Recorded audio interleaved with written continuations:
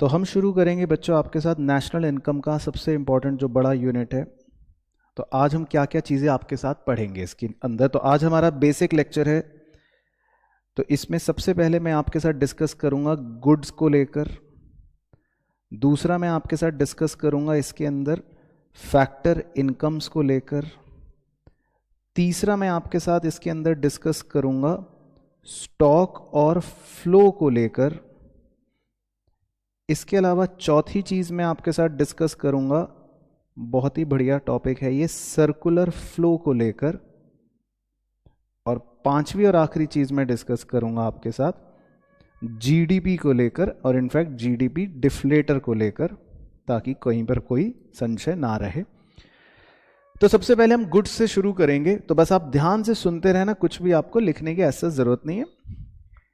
Goods का यहाँ पर जो मतलब होता है वो एक तरह से खर्चे से रिलेटेड भी होता है। गुड्स का मतलब हो गया एक तरह से सर्विस या कोई भी सामान आप खरीद रहे हो। तो टेक्निकली यहाँ पर गुड्स का थोड़ा सा वाइडर मतलब होता है, यानी कि इसको हम एक्सपेंडिचर भी कह सकते हैं, कि खर्चा भी कह सकते हैं। तो सुनने में थोड़ा अटपटा लगेगा कि गुड्स कह रहे हैं और एक तरफ हम एक्सपेंडिचर कह रहे हैं, बट इकोनॉमिक्स में खासकर इस चैप्टर के अंदर गुड्स को हम थोड़ा सा वाइडर एस्पेक्ट में देखते हैं, यानी कि इसको हम एक्सपेंडिचर भी कह देते हैं। तो जब भी आपको गुड्स या एक्सपेंडिचर की कैटेगराइजेशन के बारे में सोचना हो, तो आप सबसे पहले ये सोचो कि कोई भी एक्सपेंडिचर या कोई भी गुड्स जो होता है वो खर्चा किसने किया। सबसे पहला प्रश्न आपको अपने दिमाग में क्या लेना है, किसने किया। अब किसने का मतलब होता है कि इकोनॉमी के अंदर दो ही लोग हो सकते हैं, एक होता है प्रोड्यूसर और एक होता है कंज्यूमर। सबसे पहला क्वेश्चन आपके मन में यही आना चाहिए कि खर्चा किसने किया, या गुड्स जो हम पढ़ेंगे आगे या गुड्स के बारे में जो जानेंगे वो किसने करे। तो या तो प्रोड्यूसर ने करे या कंज्यूमर ने करे। अब जैसे ही अगर मान लो आपको लगता है कि ये गुड्स कंज्यूमर ने खरीदा है फॉर एग्जांपल, और कंज्यूमर कौन होता है, जो अल्टीमेटली कंज्यूम करता है, जिसका मोटिव उसको रीसेल करने का तो होता नहीं है, उसको हम कंज्यूमर कहते हैं। तो कंज्यूमर तो अगर एक सुई खरीदे या हवाई जहाज खरीदे, मतलब कि इन नटशेल क्या मतलब हो गया, कुछ भी खरीदे, उसको हम सीधा सीधा कंज्यूमर गुड कह देते हैं। उसको हम सीधा सीधा क्या कह देते हैं, कंज्यूमर गुड। वो कुछ भी खरीदे तो वो क्या हो गया, कंज्यूमर गुड हो गया। हाँ, उसकी सब कैटेगरी अपने समझने के लिए हम ऐसा बोल देते हैं कि भाई अगर कुछ उसने ऐसी चीज खरीदी जो बहुत ही लंबी अवधि तक चलेगी, जल्दी से खराब नहीं होगी, तो उसको हम कह देते हैं ड्यूरेबल गुड। और अगर उसने मान लो दूध, दही, ब्रेड, अंडा ऐसा कुछ खरीदा कि एक दो दिन के अंदर ही वो खराब हो जाएगा या कंज्यूम हो जाएगा, तो उसको हम क्या बोल देते हैं, नॉन ड्यूरेबल गुड। बाकी दूसरी परिभाषाओं में ड्यूरेबल गुड को ही क्या बोल दिया जाता है, नॉन पेरिशेबल गुड्स, और perishable goods, non perishable goods, और नॉन ड्यूरेबल गुड्स को बोल दिया जाता है पेरिशेबल गुड्स, यानी कि जो जल्दी से खराब या खत्म हो जाएंगे। तो ये उनकी दूसरी परिभाषा हो जाती हैं। तो सबसे पहले अगर आपके मन में सवाल आया कि गुड्स किसने खरीदा, तो गुड्स अगर कंज्यूमर ने खरीदा तो सीधा सीधा सुई से लेके हवाई जहाज तक वो कुछ भी खर्चा करे वो सीधा क्या हो गया, कंज्यूमर गुड हो गया। और अगर लंबी अवधि तक चलेगा तो ड्यूरेबल, छोटी अवधि तक चलेगा तो नॉन ड्यूरेबल। ड्यूरेबल को हम नॉन पेरिशेबल भी कह सकते हैं और नॉन ड्यूरेबल को हम पेरिशेबल भी कह सकते हैं। अब अगर गुड या खर्चा करा प्रोड्यूसर ने, आपके मन में आए कि ये तो मुकेश अंबानी साहब ने कुछ खरीदा है, या ये किसी प्रोड्यूसर ने, किसी फर्म ने कुछ खरीदा है, तो उस केस में वो गुड्स दो प्रकार के हो सकते हैं। वो दो प्रकार क्या क्या हैं, एक को बोलते हैं कैपिटल गुड्स और एक को बोलते हैं कौन से गुड्स, इंटरमीडिएट गुड्स। क्योंकि प्रोड्यूसर जो है उसका काम थोड़ा बड़ा होता है, तो इसीलिए उसमें दो तरह की कैटेगराइजेशन कर दी जाती है। एक को बोल देते हैं कैपिटल गुड्स, एक को बोल देते हैं इंटरमीडिएट गुड्स। कैपिटल गुड्स कौन से होते हैं, मतलब उनके कुछ फीचर्स हैं जो आप अपने मन में सोच के चल सकते हो। कैपिटल गुड्स जो होते हैं वो आमतौर पे होते हैं जो लंबी अवधि तक चलते हैं, जिनका नेचर अकाउंटिंग के परस्पेक्टिव से, जो बच्चे अकाउंट्स पढ़ते हैं वो सोच सकते हैं अपने मन के अंदर, फिक्स्ड एसेट्स के नेचर के होते हैं, तो उनको हम कैपिटल गुड्स कह देते हैं। जैसे मशीन हो गया, इक्विपमेंट्स हो गए। और ये सबसे इंपॉर्टेंट चीज है, ये अपने आप को कभी भी ट्रांसफॉर्म नहीं करते। ये कभी अपने आप को नहीं बदलेंगे। मशीन जैसी आप खरीदोगे वो वैसी की वैसी ही रहेगी, या आपने इक्विपमेंट जो खरीदा वो आपका वैसा का वैसा रहेगा। और इनका आपका रीसेल का पर्पस भी कभी भी नहीं होता। कर दो वो अलग बात है, बट आपका पर्पस इनको बेचने का नहीं होता, क्योंकि आप बिजनेस में मशीन खरीदते हो, मुकेश अंबानी साहब इक्विपमेंट खरीदते हैं, तो वो इसको लंबे समय तक अपने पास चलाएंगे। तो ये कुछ फीचर्स होते हैं। अब इसका मतलब ये नहीं है कि सारे फीचर ही होने चाहिए, नहीं, ये इंडिकेटर्स हैं। कोई भी इनमें एक दो इंडिकेटर मिलेगा तो हम समझ जाते हैं कि ये कैपिटल गुड है। इसी तरह इंटरमीडिएट गुड, उसके क्या इंडिकेटर्स होते हैं? उसके इंडिकेटर ये होते हैं कि ये सबसे बड़ा इंडिकेटर होता है कि ये अपने आप को ही ट्रांसफॉर्म कर लेते हैं, यानी कि ये अपना रूप रंग बदल लेंगे। जैसे फॉर एग्जांपल रॉ मटेरियल खरीदा मुकेश अंबानी साहब ने, तो वो तो मशीन के अंदर जाएगा और अपना आकार बदल लेगा। या किसी होटल वाले ने दूध खरीदा, तो वो उस दूध को अपना कढ़ाई में डालेगा, उसकी अपना वो खीर वीर बना देगा, तो दूध ने अपना आकार बदल लिया। तो इंटरमीडिएट गुड्स जो होते हैं वो अपने आप को ट्रांसफॉर्म कर लेते हैं।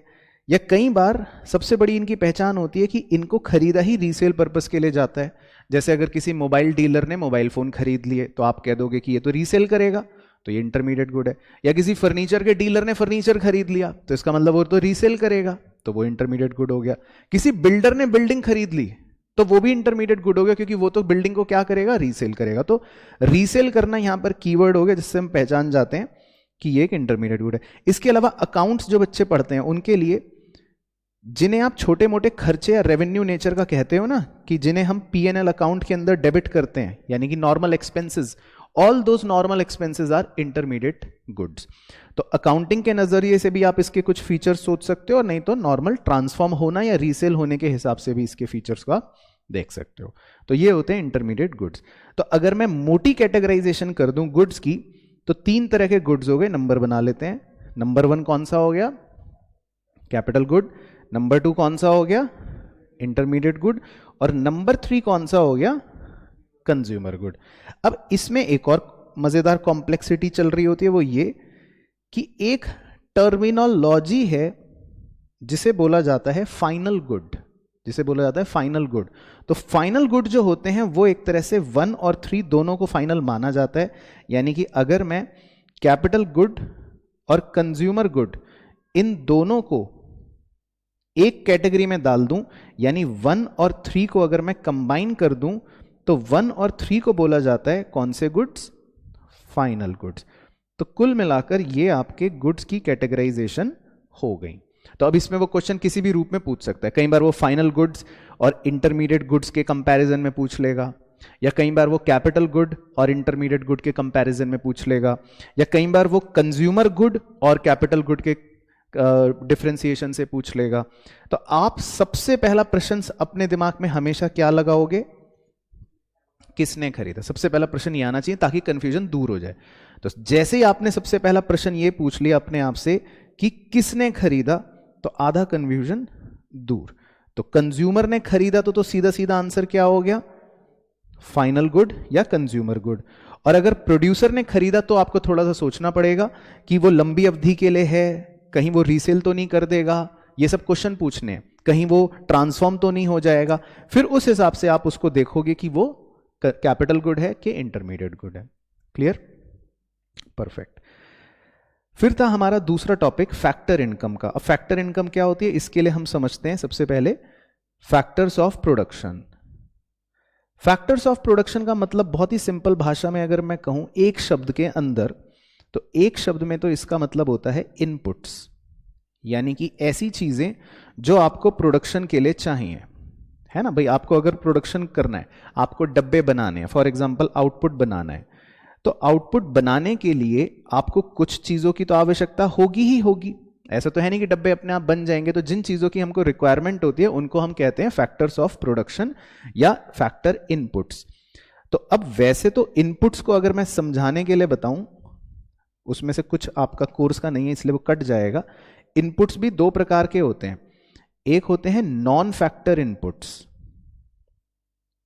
और दूसरे होते हैं फैक्टर इनपुट्स, जो आपका ये टॉपिक है। तो नॉन फैक्टर इनपुट्स तो होते हैं वो जिसमें सिर्फ एक ही एग्जाम्पल फिट होता है, जिसको कहते हैं एक तरह से रॉ मटेरियल।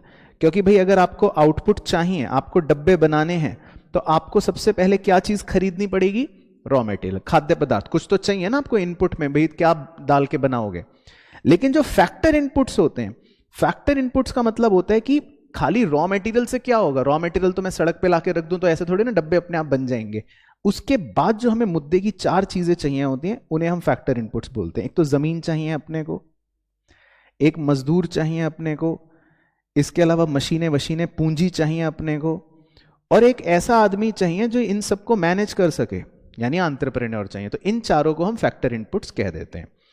अब जो व्यक्ति हमें लैंड देता है, कहता है मेरी जमीन यूज कर लो, तो वो व्यक्ति हमसे बदले में क्या मांगेगा? रेंट मांगेगा। दूसरा व्यक्ति कहता है कि आप मेरी मजदूरी ले लो, मैं दिमाग लगाऊं चाहे चाहे मैं मेहनताना करूं। और लेबर का मतलब होता है मेंटल एक्सर्शन भी और फिजिकल एक्सर्शन भी, क्योंकि फैक्ट्री के अंदर मजदूर भी होते हैं जो तसले ढो रहे हैं, और फैक्ट्री के अंदर मैनेजर भी होता है जो थोड़ा मैनेज कर रहा है, सोच रहा है, समझ रहा है, बुद्धि लगा रहा है। तो लेबर किसी भी फॉर्म में हो, वो आपसे बदले में क्या लेगी? वेजेस लेगी। फिर जो व्यक्ति हमें पूंजी देता है, यानी कि वो कहता है मेरे से पैसा ले लो, 10 लाख 20 लाख जो लेना है ले लो, वो हमसे बदले में क्या लेगा? इंटरेस्ट लेगा। और जिस व्यक्ति ने कहा कि मैं अपनी एंटरप्रेन्योरशिप सर्विस दूंगा, तो आजकल तो आप शार्क टैंक देख ही रहे होंगे, तो वो क्या लेता है? प्रॉफिट लेता है ना। उसको तो प्रॉफिट से मतलब है कि भाई मेरे मुनाफा होना चाहिए। तो इन चारों लाल वाले बादलों को हम क्या बोलते हैं? Factor income. तो इन चारों बादल के अंदर वाले आइटमों को हम बोलते हैं फैक्टर इनकम। तो आपके कोर्स के लिए, और बहुत इजी हो गया, पूरे ब्रह्मांड में सिर्फ कितनी फैक्टर इनकम है? 4, बस दैट्स इट। आपका कोर्स खत्म, मतलब आपकी बात खत्म। तो हमारे लिए कितनी फैक्टर इनकम है? सिर्फ 4, रेंट, वेजेस, इंटरेस्ट और प्रॉफिट। तो ये हो गया फैक्टर इनकम।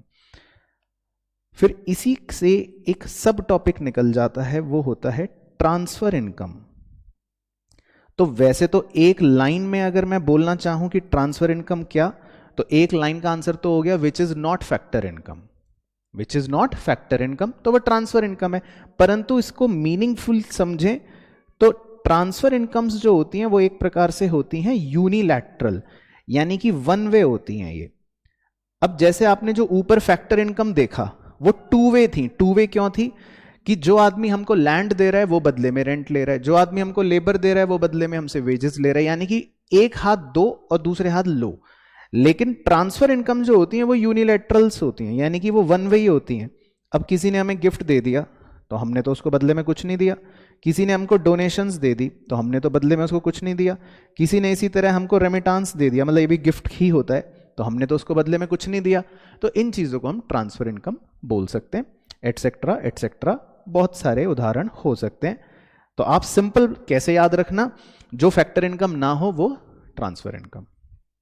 तो ये हो गया टॉपिक नंबर 2। उसके बाद था हमारा तीसरा टॉपिक स्टॉक और फ्लो। ये क्या होता है? तो स्टॉक और फ्लो को समझाने के लिए हम एनसीईआरटी का ही एक उदाहरण ले लेते हैं और बहुत ही इजीली आप उससे समझ जाओगे।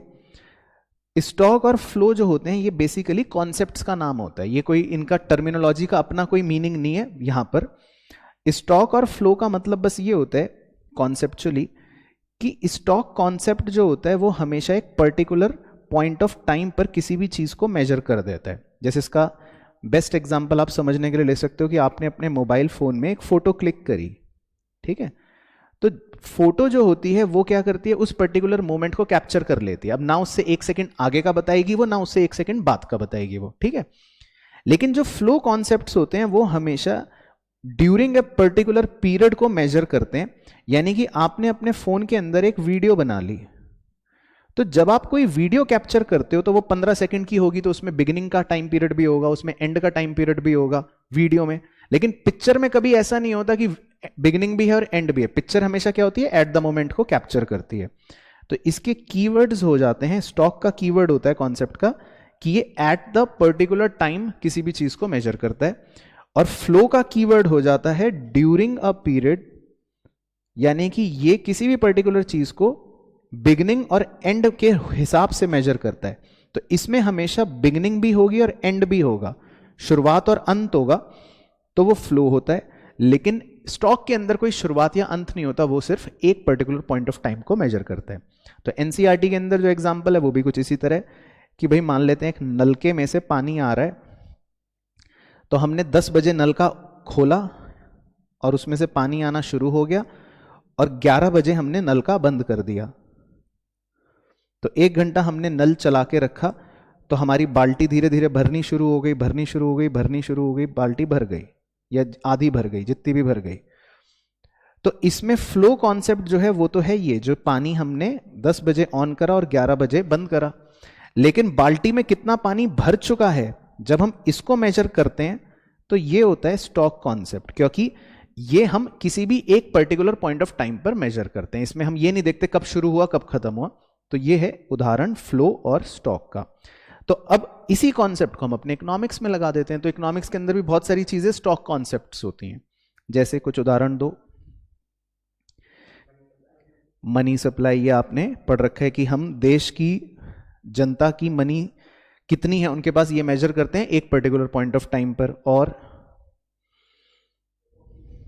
पॉपुलेशन, मान लो आप पॉपुलेशन मेजर करते हो कि भाई देश की जनसंख्या कितनी है, तो ये एक पर्टिकुलर पॉइंट ऑफ टाइम पे मेजर करते हो। और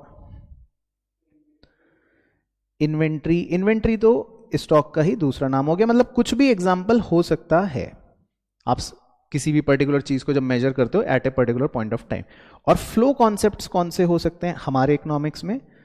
तो सबसे बड़ा एग्जांपल हमारे चैप्टर का नाम ही होता है नेशनल इनकम, क्योंकि इनकम जो होती है वो हमेशा हम बिगिनिंग टू एंड के हिसाब से निकालते हैं ना। अकाउंटिंग में भी आप एक साल की इनकम निकालते हो 1 अप्रैल से 31 मार्च। तो इसीलिए नेशनल इनकम जो होता है वो होता है फ्लो कॉन्सेप्ट। तो ये भी क्लियर। तो ये छोटा सा टॉपिक था। फिर उसके बाद जो फोर्थ टॉपिक था वो हमारे लिए बड़ा मेन है, वो था सर्कुलर फ्लो। तो सर्कुलर फ्लो के अंदर वैसे तो बहुत कॉन्सेप्ट्स होते हैं, लेकिन हमारे कोर्स के अंदर सिर्फ 2 ही सेक्टर के बारे में डिस्कशन करवाया जाता है। 2 सेक्टर का मतलब है, एक सेक्टर तो हो गया कंज्यूमर्स का, जिनको मैं हाउस होल्ड बोल देता हूं, और एक सेक्टर हो गया प्रोड्यूसर्स का, जिनको हम फर्म्स बोल देते हैं ना। तो हमारे कोर्स में सिर्फ 2 ही सेक्टर्स का सर्कुलर फ्लो होता है। अब ये सर्कुलर फ्लो कैसे शुरू होता है और ये क्या कहता है? सर्कुलर फ्लो ये कहता है कि सबसे पहले हाउस होल्ड जो होते हैं वो फर्म्स को फैक्टर सर्विसेज प्रोवाइड करते हैं, क्योंकि फर्म कहता है भाई हमें प्रोडक्शन करनी है, तो प्रोडक्शन करने के लिए हमें कुछ फैक्टर सर्विसेज चाहिए। तो हम पूछते हैं भाई तुम्हें क्या चाहिए? वो कहता है हमको लैंड चाहिए, वो कहता है हमको लेबर चाहिए, वो कहता है हमको कैपिटल चाहिए, वो कहता है हमको एंटरप्रेन्योर चाहिए। तो हम उसको सारी चीजें दे देते हैं फर्म को। फिर हम फर्म से कहते हैं कि बदले में, इसके बदले में तुम हमें क्या दोगे? तो वो कहता है कि इसके बदले में तुम हमसे ले लो भाई क्या चाहिए। लैंड के बदले में तुम्हें क्या चाहिए? हम कहते हैं रेंट दे दो। लेबर के बदले में तुम्हें क्या चाहिए? हम कहते हैं वेजेस दे दो। कैपिटल के बदले में क्या चाहिए? वो हम कहते हैं इंटरेस्ट दे दो। और एंटरप्रेन्योर के बदले में क्या चाहिए? प्रॉफिट दे दो। तो हम उससे ही पैसे ले लेते हैं। अब वो इन फैक्टर सर्विसेज से फर्म्स जो होता है अल्टीमेटली डब्बे बनाने का काम करता है, वो आउटपुट बनाता है। अब वो ये आउटपुट बेचता किसको है? हमें ही बेचेगा, हाउस होल्ड्स को ही, और तो किसी को बेचेगा नहीं। तो उसने ये डब्बे जो हैं, जिनको मैं कह देता हूं गुड्स एंड सर्विसेज, किसको बेच दिया? हमें बेच दिया। अब जब उसने डब्बे बना के हमें दिए तो हमसे वो बदले में क्या लेगा? मतलब पैसे लेगा। सिंपल भाषा में बोलूं तो पैसे लेगा। तो इस पैसे को हम इकोनॉमिक टर्म में बोल देते हैं कंजम्पशन एक्सपेंडिचर। मतलब हमने कंजम्पशन कर ली और ये हमारे लिए खर्चा हो गया, या स्पेंडिंग कह लो ब्रैकेट में। तो हम फर्म्स को पैसे दे देते हैं। तो क्लियर। अब इसमें जहां पर हमने फैक्टर सर्विसेज ली फर्म ने और फैक्टर पेमेंट दिए, यानी ये ऊपर वाला जो बाजार है, एक तरह से इस ऊपर वाले बाजार को कहते हैं फैक्टर मार्केट, क्योंकि इसमें फैक्टर्स का आदान प्रदान हो रहा है। हम फर्म्स को फैक्टर सर्विस दे रहे हैं और बदले में उनसे फैक्टर इनकम ले रहे हैं। तो फैक्टर, तो इसका मतलब ऊपर वाला जो मार्केट होता है उस मार्केट को हम क्या बोलते हैं? Factor market. और जो नीचे के आप एरो देखोगे कि उसमें हमने गुड्स और सर्विसेज लिए, मतलब खरीदे और उसको दुकानदार को पैसे दिए। तो इस तरह के मार्केट को कहते हैं प्रोडक्ट मार्केट, क्योंकि जहां से आप सामान खरीदते हो तो दैट मीन्स आप प्रोडक्ट खरीद रहे हो, तो इसको बोल देते हैं प्रोडक्ट मार्केट। ये भी क्लियर। अब इसमें अगर आप ध्यान से देखोगे पहले आउटर वाले रेड वाले चरखे को, तो आउटर वाला जो रेड वाला फ्लो है उसमें आप देखो फर्म्स से पहले हमको पैसे जो हैं वो हाउस होल्ड्स की तरफ आपको आते हुए दिखेंगे, राइट। और फिर वही रेड आउटर सर्कल को देखोगे तो पैसे जो हैं हाउस होल्ड से वापस से फर्म्स की तरफ जाते हुए दिखेंगे, राइट? यही हो रहा है। तो अगर आप रेड वाले पूरे सर्कल को देखो, आउटर सर्कल को, तो रेड वाला सर्कल फर्म से हाउस होल्ड तक गया, फिर हाउस होल्ड से फर्म्स तक गया, तो इसीलिए इसको बोल देते हैं सर्कुलर फ्लो। अब ये जो रेड वाला सर्कल होता है या रेड वाली जो साइकिल है, इस फ्लो को क्या बोलते हैं? मनी फ्लो, क्योंकि इसके अंदर पैसा घूम रहा है, रेड वाले को। फिर आप अंदर वाले सर्कल को देखो, ब्लैक वाले को, हमने उसको फैक्टर सर्विसेज दी और उसने बदले में हमको गुड्स एंड सर्विसेज दिए। तो ब्लैक वाले सर्कल को अगर आप देखोगे तो इसमें पैसे का मूवमेंट नहीं है, इसमें हम गुड्स और सर्विसेज का ही मूवमेंट कर रहे हैं। हम फैक्टर सर्विसेज दे रहे हैं और गुड्स एंड सर्विसेज ले रहे हैं। तो इस रेड वाले सर्कल को या ब्लैक वाली साइकिल को हम क्या कह सकते हैं? Real flow. तो ये हमारे को याद रखना है। तो अगर मैं नंबरिंग कर दूं प्रोसेस के हिसाब से, तो सबसे पहला फैक्टर सर्विस हमने दिया, स्टेप 1, बदले में हमको फैक्टर इनकम मिली, स्टेप 2, फिर फर्म्स ने हमको गुड्स एंड सर्विसेज बेचे, स्टेप 3, और बदले में फिर हमने उनको पैसे दिए, स्टेप 4। तो नंबर के हिसाब से मनी फ्लो कौन कौन से नंबर हो गए? 2 और 4। और रियल फ्लो कौन कौन से नंबर हो गए? 1 और 3। तो ये पूरा कॉन्सेप्ट होता है हमारे सर्कुलर फ्लो का। इसमें इंजेक्शंस और लीकेजेस का भी एक कॉन्सेप्ट होता है, वो हमारे कोर्स में नहीं होता, इसलिए मैं उसको टच नहीं कर रहा। बेसिक मीनिंग बता के छोड़ देता हूं। लीकेज और इंजेक्शन का मतलब होता है कि कई बार इस फ्लो में से पैसा बाहर चला जाता है, उसको लीकेज बोल देते हैं, और कई बार इसी फ्लो में पैसा आ भी जाता है वापस, तो उसको इंजेक्शन बोल देते हैं। तो वो हमको नहीं पढ़ना होता बेसिकली। तो सर्कुलर फ्लो भी क्लियर हो गया। और फिर था हमारा 5वां टॉपिक, जीडीपी डिफ्लेटर को लेकर, ताकि कई बार इस पर भी बाय चांस सेफ्टी मार्जिन के लिए कर रहे हैं, क्वेश्चन हमसे पूछ ले तो हम उसको बता सकें। तो जीडीपी डिफ्लेटर क्या है? तो जीडीपी डिफ्लेटर का अगर फॉर्मूला लिखूं पहले, वो तो बहुत ही सिंपल है, फिर इसका कॉन्सेप्ट समझ लेंगे कि हम नॉमिनल जीडीपी को डिवाइड करते हैं रियल जीडीपी से, और क्योंकि ये सब इंडेक्स नंबर हैं यानी परसेंटेज में निकल रहे होते, तो हम इनटू 100 कर देते हैं। अब प्रश्न ये आता है कि नॉमिनल जीडीपी क्या होता है, तो उसके लिए एक उदाहरण ले लेता हूं। जैसे हम मानते हैं कि हमारे पास अलग अलग वर्षों के कुछ आपको डेटा दे रखे हैं। फॉर एग्जाम्पल मैंने 5 साल ले लिए। अब इन अलग अलग वर्षों का कुछ प्राइस होगा। मान लेते हैं कि 2001 में प्राइस है 10 रुपए, 2002 में है 20 रुपए, 2003 में है 30 रुपए, 2004 में है 40 रुपए, 2005 में है 50 रुपए। और इन अलग अलग ईयर्स में हमारे देश में कुछ आउटपुट बना होगा, यानी कुछ क्वांटिटी बनी होगी। मान लेते हैं 100 यूनिट्स, फिर 200 यूनिट्स, फिर 300 यूनिट्स, फिर 400 यूनिट्स, फिर 500 यूनिट्स। तो अब जीडीपी जो होता है, खाली अगर मैं जीडीपी टर्म की बात करूं, तो जीडीपी टर्म का मतलब होता है एक तरह से बहुत ही सिंपल भाषा में कि जितने भी टोटल गुड्स और सर्विसेज हमारी इकोनॉमी में बने, उनकी मार्केट वैल्यू। तो फॉर्मूला बन गया प्राइस इनटू क्वांटिटी। अब इसमें 2 प्रकार क्यों इन्होंने बना दिए, ये 2 प्रकार क्या होते हैं? एक का नाम रख दिया नॉमिनल जीडीपी और एक का नाम रख दिया रियल जीडीपी। ये क्या होता है? रियल जीडीपी का मतलब होता है कि हम किसी एक वर्ष को बेस ईयर मानते हैं। मान लेते हैं 2001 जो है वो हमारे लिए क्या है? Base year. तो रियल जीडीपी ये कहता है, पहले मैं रियल की बात कर देता हूं, कि रियल जीडीपी कहता है कि आप क्वांटिटी चाहे जो मर्जी ले लो, क्वांटिटी किसी भी साल की ले लो, कुछ भी, लेकिन प्राइस हमेशा कौन सा लोगे? बेस ईयर का। तो रियल जीडीपी ये परिभाषा कहता है कि क्वांटिटी जिस भी साल की ले लो, पर प्राइस आपको बेस ईयर का लेना है। तो अगर मुझे पहले रियल जीडीपी कैलकुलेट करना हो फॉर एग्जांपल, तो आपको प्राइस हमेशा क्या लेना पड़ेगा? 10। क्वांटिटी आप हर साल की चेंज करते रहो, उससे फर्क नहीं पड़ेगा। तो आपका पहला रियल जीडीपी आ जाएगा 1000, दूसरा रियल जीडीपी आ जाएगा 2000, तीसरा रियल जीडीपी आ जाएगा 3000, चौथा रियल जीडीपी आ जाएगा 4000 और पांचवा रियल जीडीपी आ जाएगा 5000। ये तो हो गया रियल जीडीपी। और इसके विपरीत नॉमिनल जीडीपी क्या कहता है? नॉमिनल जीडीपी ये कहता है कि भाई जिस साल का आप क्वांटिटी लोगे, उसी साल का प्राइस भी लोगे, यानी सिंपल भाषा में दोनों ही चीजें करंट ईयर की लेनी है। नॉमिनल जीडीपी ये कहता है कि दोनों चीजें किस साल की लेनी है, करंट ईयर की। तो 2001 का नॉमिनल जीडीपी अगर मैं निकालूंगा तो वो आएगा 1000। 2002 का अगर निकालूंगा तो वो आएगा 4000। 2003 का अगर निकालूंगा तो कितना आएगा, 9000। 2004 का अगर निकालूंगा तो आएगा 16000, और 2005 का अगर निकालूंगा तो आएगा 25000। क्लियर हो गया पॉइंट? तो इससे हमने क्या सीखा